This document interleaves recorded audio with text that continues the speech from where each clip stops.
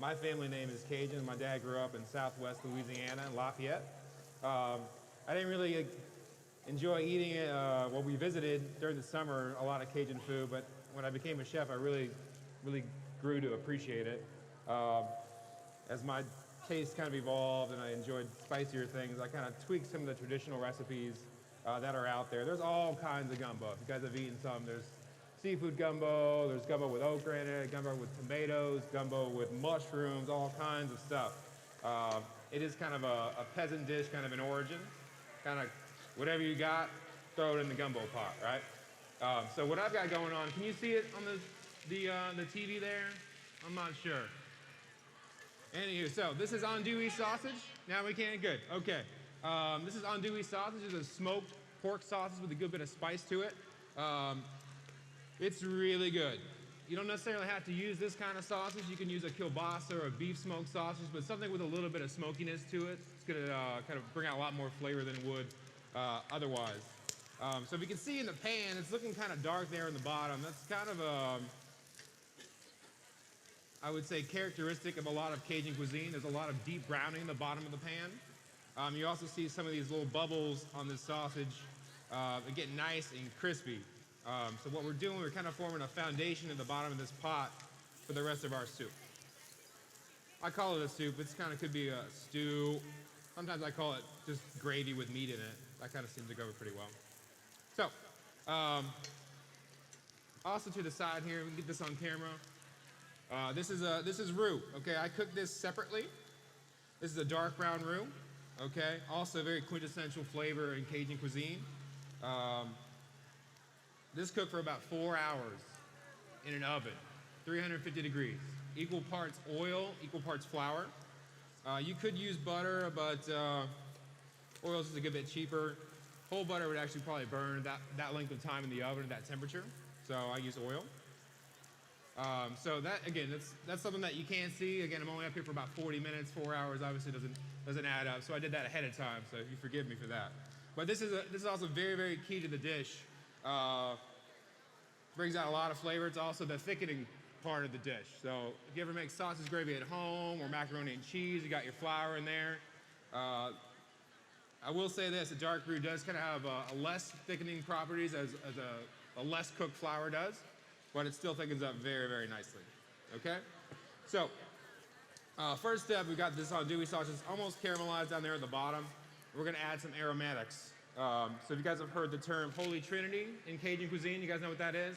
Onions, bell pepper, and celery, right? So my twist on it, because I like things a little bit spicy, I use, can we all see this? This is a poblano pepper, okay? You guys are familiar with these? Okay, so bell peppers typically taste a little grassy, a little young. These do too, but they have a nice little spiciness to them, okay? If you don't have poblanos, you can use jalapenos. If you do use jalapenos, just take out most of the seeds. Okay, I've done that in the past too. It comes out really, really good. But I do like a little bit of the seeds sprinkled in there for some kick. It's not an overly spicy, mouthfeel. But when you swallow it, you kind of feel it down more in your chest down here versus on your tongue. All right, that's at least how I feel it. So we've got some celery. You've got some poblanos kind of diced up, and that's kind of the one thing that's untraditional. It's my twist on there. You can totally tailor that to your palate if you want to use some green bell peppers. So the next step, once the sausage is nice and caramelized, you've got a nice fond at the bottom. That's all those brown bits. What I like to call deglazing the pan with all of these aromatics and these vegetables. Deglazing, you might do that too, making gravy or an au jus. But here, all those brown bits that are on the bottom of the pan are gonna come up and loosen up and go into the soup when these onions and these peppers and these celery start to exude some of their liquid. So that's kind of the next step. That gets thrown right in there. I'm gonna turn the fire back on.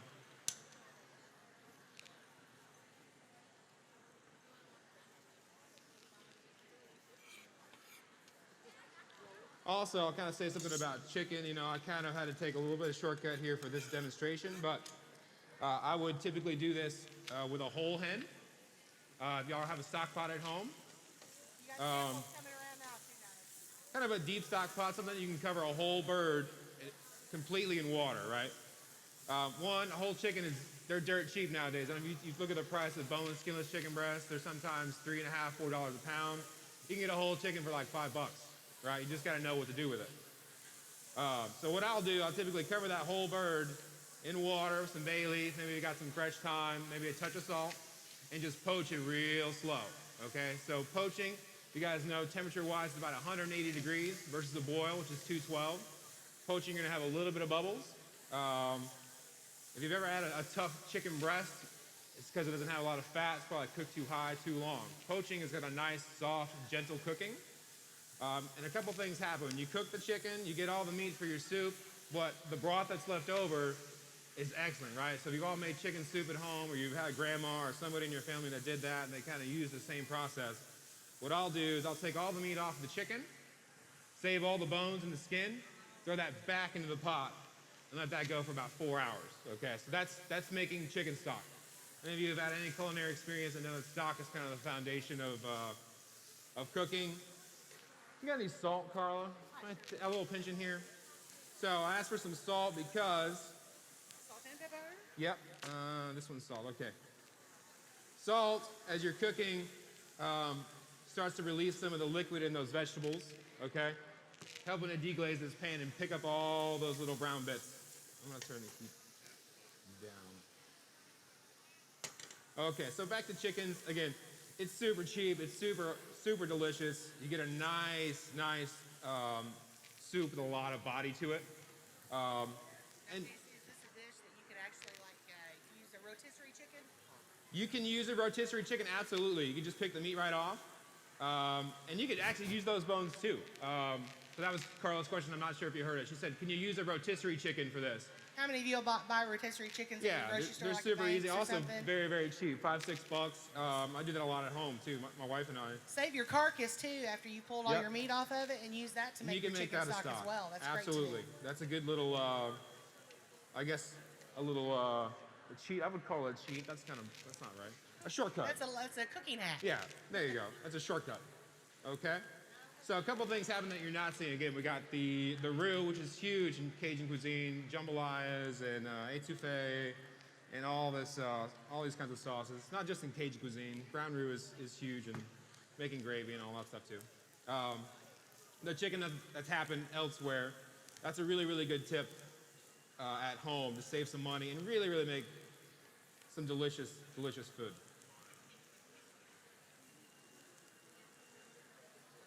Okay. Any questions so far? Anyone? Okay. How am I doing? Good. Okay, got some samples already. Awesome. I got some people in the back. You can't see them, but they're plating everything up for me, so thank you to them. My wife included. She's back there helping me out. Yeah, Casey's wife is actually our pastry chef at Artisan. The chef game runs deep in the family. Maybe we can get her to stick her head out here in just a minute. Perhaps. She's kind of shy. She volunteered me for this, so thank you, Megan. Well, I didn't really give her a choice. I just said, hey, your husband's going to be doing it. She was very, very motivational, encouraging, and inviting, and all that good stuff. Okay, so time may not permit, but I usually let these onions and peppers and celery go quite a while, okay? So in cooking, as I've come through, I guess a little anecdote about cooking onions or cooking vegetables like this. They have a lot of sugar and then a lot of flavor, but you have to evaporate a lot of the water first, right? Does anyone have French onion soup before? Anyone in the crowd? It's good, right? Is it kind of sweet, right? Well, they call it caramelized onions for a reason. There's actually a lot of natural sugar in onions. An onion's about 80% water, right? So you gotta cook off 80% of that water, and then you actually get some onions, and then you start cooking them, okay? So when I do this in the real world, this is probably about a 45-minute process, okay? That's key. Because what happens is you're evaporating a lot of the water and the onions and the peppers and the celery, and you start caramelizing the natural sugars in the vegetables. That's huge. You get a lot of flavor. You don't have to add brown sugar to your onions or any kind of sugar. You just got to be patient, okay? I'll also add that a lid is huge in trapping some of the condensation and all the water that is evaporating those onions, preventing from the pan burning, okay? So if you cook French onion soup, let's just say it's a totally different thing, but bear with me. it's going to be cooking for several hours, probably 2 to 3 hours. Now, imagine you did all that work, and at the very end, you got a phone call, or the dog needs to go out, and you burned your pot of onions that you just spent 3 hours working on. You can understand you might be a little upset. So I'm trying to prevent some frustration and some heartache on your part. So You'll quickly learn a few of those Cajun curse words. Yes, yes. So a lid is huge for that because all the water, see the steam that's coming up, kind of condenses back down on the lid and rolls back down the pan, preventing some burning, okay? So it's just kind of a smarter way of doing things. And let's just say you needed to take the dog for a walk or make a phone call. You could without worrying that you just spent 3 hours on some burnt onions, okay? So that process takes place, again, for about at least 40 minutes. When you add that salt, you'll see when the temperature gets right, again, we're off right here. However, when that salt gets in there, you might see a little puddle of onion juice or vegetable juice. That's a good thing. But you want to cook that till it's almost evaporated, okay? So this is a labor of love, no doubt. When I make gumbo, it's probably, at least a 6-7 hour process, broken up in a couple days if I got other stuff going on, But I'll make the stock one day, I'll make the roux another day, and I'll chop my vegetables and then bring it all together. So, how we doing on time? Okay, so we're going pretty quick. All right, good. Well,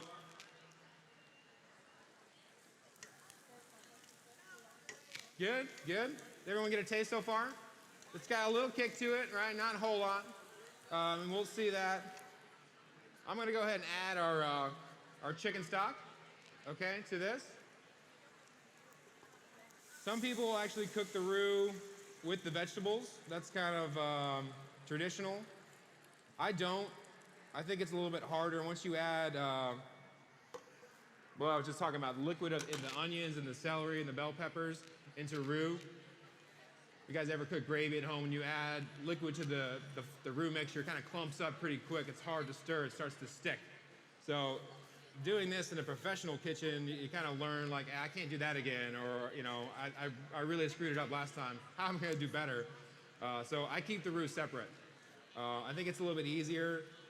Again, just trying to minimize any kind of waste or any kind of wasted food. That's terrible. Okay, so we added the chicken stock to that, and you just bring it back up to a boil. Okay, so chicken we have kind of cooked separately, as you can see here. My wish would be to, again, have that whole chicken cooked, pull all the meat off the bones, make a stock, stink up the whole house with chicken broth. It's a good thing. Okay, so we'll add the chicken in there as the stock's coming up.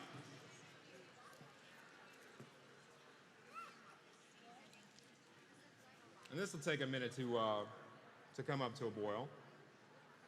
I will say some of the necessary tools when you do this, you guys have these rubber spatulas at home.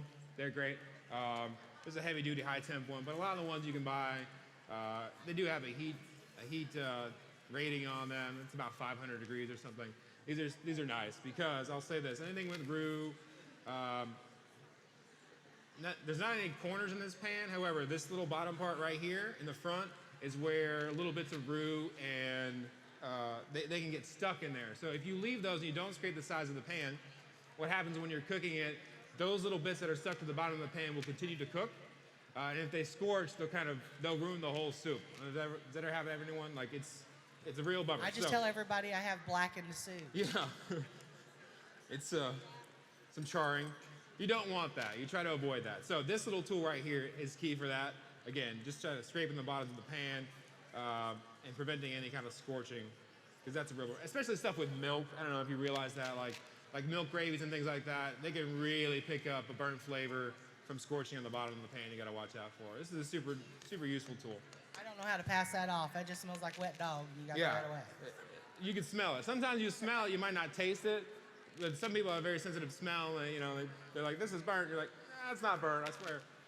Okay, so we got a little bubble there. You see that? That's kind of where you want to be. We do have a little bit of you got a ladle over there, a small one perhaps. Not a big deal. Look, I've got a spoon here. this is what we'll do. Hey-o. We see a little bit of the fat that comes to the top, you know. It's not going to kill anyone, but as far as presentation is concerned, I usually take that off of there. Also, the roux is made with oil, so there's a little bit more that we would be adding to it, so I'm just going to skim some of that off. When you're making a big batch of that in advance, Casey, do you find it's good sometimes to let it chill down, let that kind of easier to scrape it off the top if you are doing it? Absolutely, absolutely. So yeah, if you make it like ahead of time, the next day, all this stuff will be at the top. If you're using butter, it'll actually be in solid form like butter in your fridge. Oil's not necessarily, it's going to harden up in the fridge overnight, but it's a lot easier to work with. Plus two, once the roux is in there, the soup itself will be almost like a solid mass, almost like a big jello mold of soup when it's cold. And it's really easy to clean up. Yep. And two, I'll say this. I'm never going to make this in a small batch, right? This, you know, when you spend a couple hours on something, you're not going to make it for one or two people. You got a big pot, fill it up, you know, because a lot of work went into it. And I actually freeze some of it when it's left over, which is cool. Put it in like a gallon Ziploc bag, burp the air out of it, flatten it out, put it in the fridge, and you can enjoy it later. It heats up just fine. How long do you think it's good to hold in the freezer for when you freeze a big batch like that? Oh, man. About 4 to 6 months, you think's good? Yeah. 6 months or under. You know, if it happens to be there in there years, as long as you haven't had any power outages or anything like that, or fridge go on the fritz, yeah. Okay. I don't know. It don't stay in my freezer longer than a month. Man, there you go. So yeah, you got people coming over. You know, you don't want to stress about cooking. Maybe it got cold outside. It's a perfect little dish. Sick friend, you can run Yeah, that absolutely. really Somebody had a baby, they got out of the hospital, whatever, you know. Again, so you put all this work into it, you know, why not share it? And again, you're not making a small batch because that would just be ridiculous. Okay, so can we see this on camera? It's now at room temperature. When this is cold, it'll be pretty solid, but this I can almost pour it out. You see that? What I'm gonna do, I got my whisk in there now.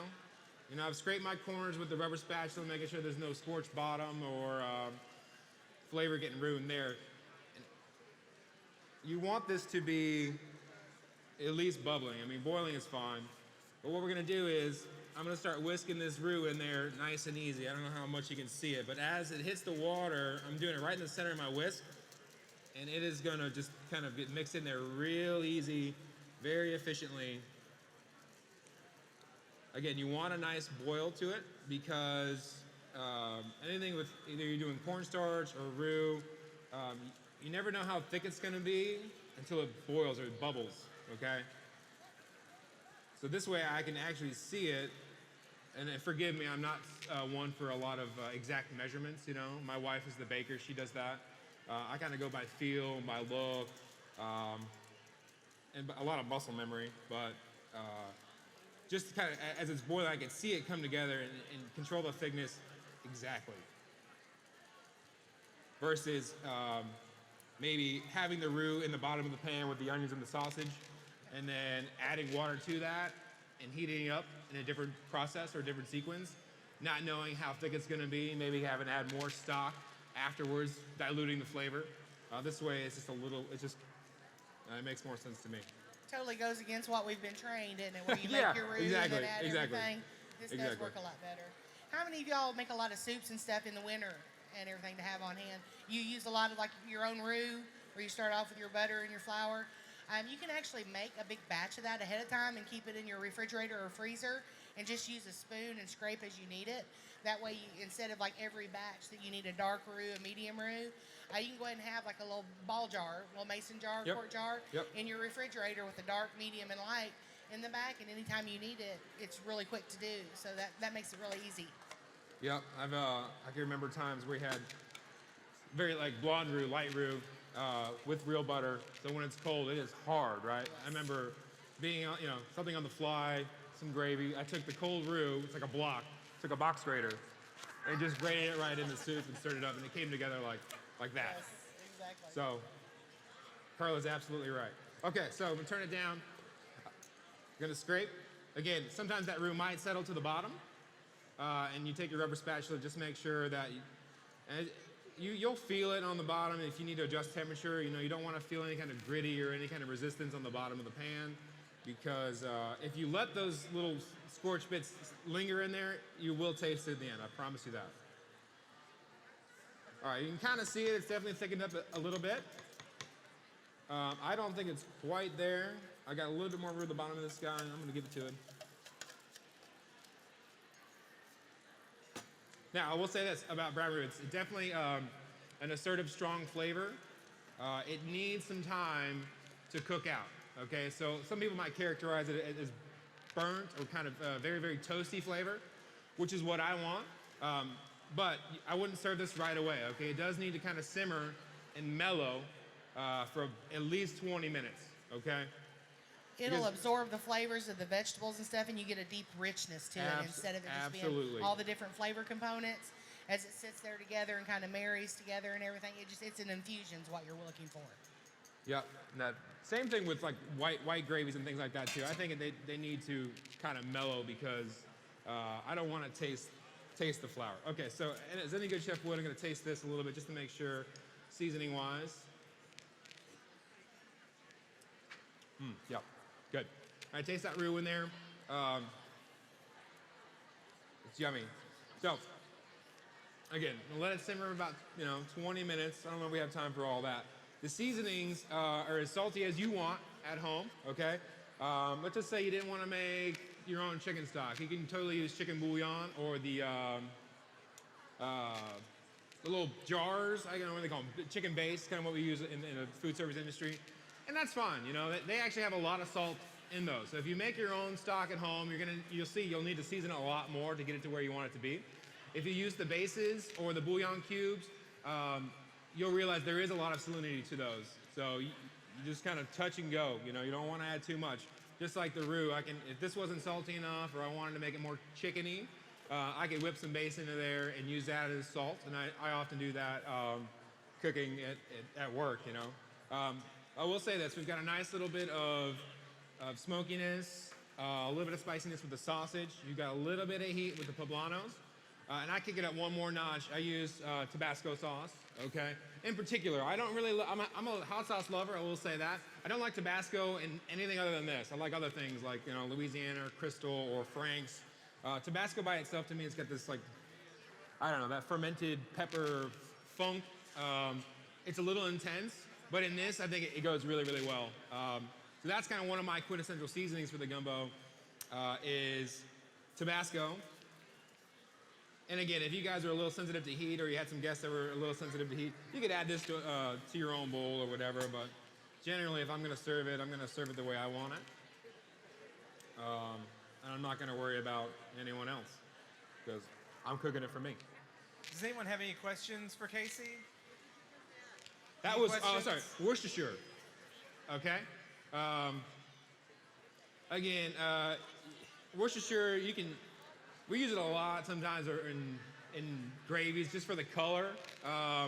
But it's got a lot of good flavor too. Some of the ingredients are, I think it's vinegar and Worcestershire, some anchovy paste and raisin, all kinds of different exotic flavors.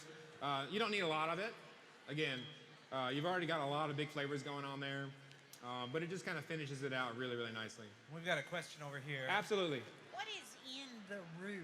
What is in the roux? Okay, so it's just vegetable oil and flour in this case. Okay. How do I get it brown? So you have an oven-safe dish or even like a cast iron pot. Mix it up while it's still cold. Now you can warm it up on the stovetop and get it to where it looks nice and thick. Again, roux is typically equal parts fat and flour. It doesn't have to be butter, it doesn't have to be oil. It might be chicken fat, bacon grease, or, got it. Bear, we've cooked a lot of briskets in our day. I'm sure you get a lot of beef fat coming off of that. You can make, roux out of any kind of fat. Margarine, whatever you got.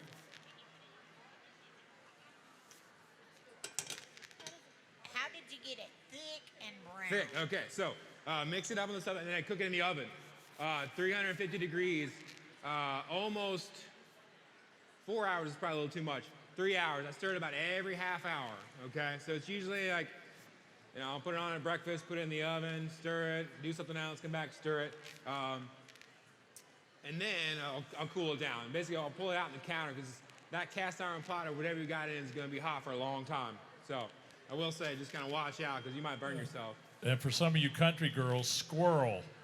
Squirrel fat makes a Squirrel. real good roux because just remember, squirrel is the chicken of the trees.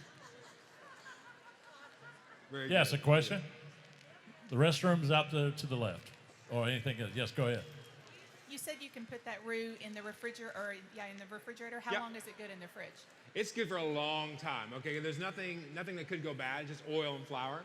And once it's cooked in there, I'd say even upwards of a year. But as long as it's covered, you don't got any bits of something else falling in there. Yeah, I can totally use You it. could freeze it in ice cube trays. Yep. Break it up and put it in a Ziploc bag in the fridge because it's just flour and grease. Yeah, your standard ice cube tray is about 2 tablespoons per cube, so that's easy. How many of you still have an ice cube tray though? Oh, that's good. That's good. Nice. I don't. I'm all automatic. If you're doing it in large batches as well, you can do it in your slow cooker on high. That way you just set it, forget it. If you're going to do a batch, do it in the morning. By evening, you can scrape it out and do it done, and that works out really Yeah, well. yeah. It's pretty handy. And if I have any leftovers, I'm sorry. Go ahead. We can use the roux to make soups and stuff like that too. Absolutely, Also? Okay. absolutely. Yeah, that Like, becomes your base. Like a beef stew or something. You want that nice kind of deep toasty flavor. So at what part does roux become gravy? I mean, when you. No, I'm kidding. Which came first, You know the chicken or the egg? I you don't know the difference between a cook and a chef, don't you? I think I do. A chef makes sauce and a cook makes gravy. Okay. That's the difference. I've made lots of gravy, lots of sauces. I've done them all. So I don't know. Yeah, it's a really good question. When does it become gravy and what's a sauce or what's a soup? It depends. Like some people like their sausage gravy and their biscuits like super thick, like you'd almost cut it with a knife. I'm totally on the other side. I like it a little bit runnier and because as it cools and I bring it to the table or it sits there a couple minutes, it's not going to be this solid mass. It still maybe have a little bit of sauciness to it. That's my own. I think you're nodding your head like, yeah, I'm the same way. I don't want to cut my sausage gravy with a knife. And again, it's all customizable. Like if you had a bunch of roux left over and you said, oh, this doesn't look thick enough or it doesn't feel right on my palate, I could put more roux in there and thicken it up. Again, it's me not being this measurement Nazi. You can add whatever you want, as long as you got some deep flavor and you follow some techniques of getting some nice brown on the bottom of the pan and building those flavors and building that foundation. You can do a lot with it. So, hope you guys enjoyed. I'll have time for more questions. I'm totally cool. I think I went a little fast. Something else too on the roux thing. Try playing around with your roux when you're making cheese sauces. Like when you're making mac and cheeses and everything. Yeah. Some of your basic recipes call for starting with a roux, almost like a gravy. Then you add your cheese, so you're making a cheese gravy or a cheese sauce. But the darker ones, the darker roux, the brick roux, if you play around with that and then you're adding like chunks of beef or shrimp to your mac and cheese, or even lobster, when you're making a lobster mac, that darker roux gives it an even deeper flavor, and that's really awesome. I like to do that and then add some caramelized carrots in with it, with onions, and then that's really fun to play around, because you can't say no to mac and cheese. Kids can't say no to mac and cheese, and then you slip some carrots in there, you're great. It's all gravy that way. I probably have more for seconds if anyone wants another round. Oh, they're still going. Good. Yeah, I think I made, like I said, I don't make a small batch. I think I probably made like 4 gallons. I was like, well, they're getting a little bit here and there. Any other questions from anyone? You said there's different light and dark roux. Yep. I mean, do you use different oils, or how do you do it? The oil doesn't typically matter. That when they separate it by color, length of time of cooking, that's basically what that equals. So it wouldn't matter. I will say this, if you're using whole butter now, butter in a stick, not in cooking world, we use clarified butter, okay? So clarified butter is all the milk solids and all the, basically what turns that butter cloudy yellow. That's milk solids and a little bit of water. So typically in real restaurant or professional cooking, we take that out because, like I said, if you were to use whole butter in this roux and cook it like I told you to, all those milk solids and things would burn. Well, they get pretty toasty. You guys ever heard of brown butter? Brown butter cookies and some sauces like Meunier and some classical French stuff, they actually do that. They'll toast the butter and you'll get a lot of those nutty notes to it. But in this application, whole butter would probably burn and not be good. You definitely have a scorched flavor. But certain things like a blonde roux, like if you're making chicken gravy or chicken pot pie or something like that, you can totally use whole butter and cook it to a blonde stage. You know, that's 10, 15 minutes stirring, and it'll taste delicious. It totally would. So, thank you for your question. This is also one of my former coworkers. She was a sweetheart named Belinda. Love her. Anyone else have another question for Casey? Hey, she got one behind you, David. I usually don't like gumbo. That is excellent. Thank you very much. Any Thank you. chance you're passing out the recipe? No. Not true. Actually, if you want to give maybe Dave your email or Carl your email, I'll get you a copy of something. Hey, my pleasure. My pleasure. Yeah. I'm not huge on recipes, but you know, I have a few, and I could probably spat it off to you if you got a pen ready. All right, you're Any welcome. Oh, Julie, how you doing? All right, I'm doing good. Would you ever make that in the cafeteria? In the cafeteria at the hospital? Yes.